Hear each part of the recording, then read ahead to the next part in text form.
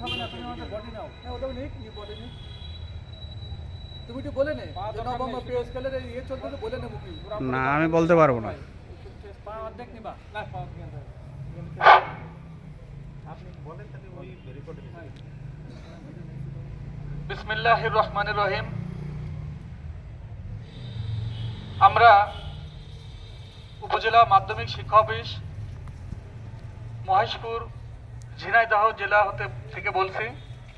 নবম জাতীয় pay scale বাস্তবায়নের দাবিতে আমাদের কেন্দ্র ঘোষিত যে কর্মসূচি 1 তারিখ, 2 তারিখ, 3 তারিখ ফেব্রুয়ারির 1, 2, 3 এই 3 দিন সরকারি কর্মচারীদের সকাল 9টা থেকে 11টা পর্যন্ত কর্মবিরতি আহ্বান জানানো হয়েছে। আমরা সেই আহ্বানে সাড়া দিয়ে অত্র উপজেলা মাধ্যমিক শিক্ষা অফিস মহেশপুর ঝিনাইদহ থেকে আমরা সকলে আপনারা দেখছেন যে নবম জাতীয় পে স্কেল এর গেজেট প্রকাশের দাবিতে বাস্তবায়নের জন্য আমরা কর্মবিরতি করছি।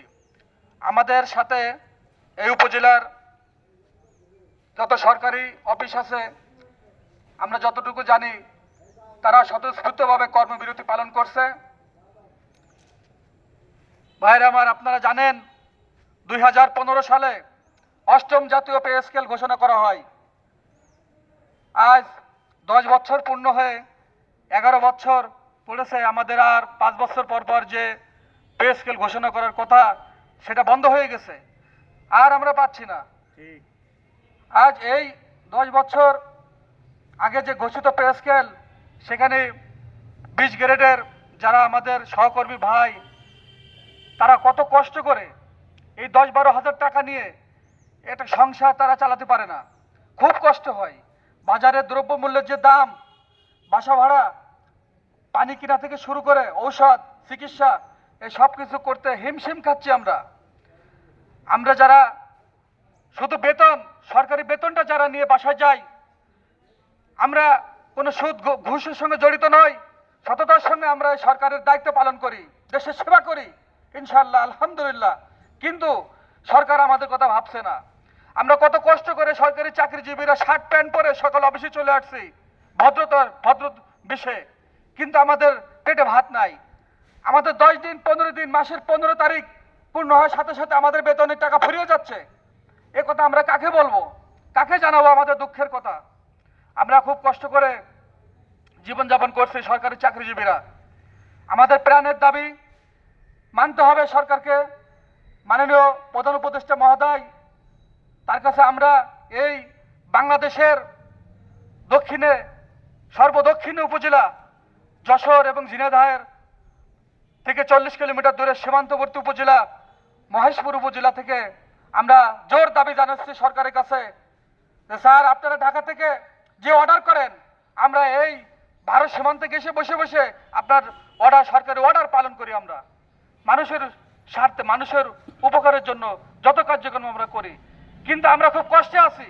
আমাদের কথা একটু বিবেচনা করুন।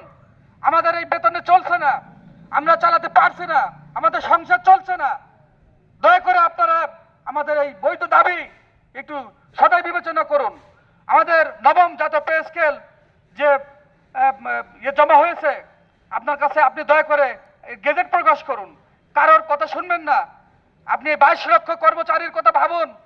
এই 22 লক্ষ কর্মচারীর প্রায় 1 কোটি জনগণ আপনার দিকে তাকিয়ে আছে। স্যার, দয়া করে আপনি আমাদের দাবি পূরণ করুন। আমরা নবম জাতীয় পে স্কেল এর গেজেট চাই। আমার পাশে আমার অনেক সহকর্মী আছেন। আমি আমার সহকর্মী মোহাম্মদ শামীম সাহেবের কিছু বলার জন্য অনুরোধ জানাচ্ছি।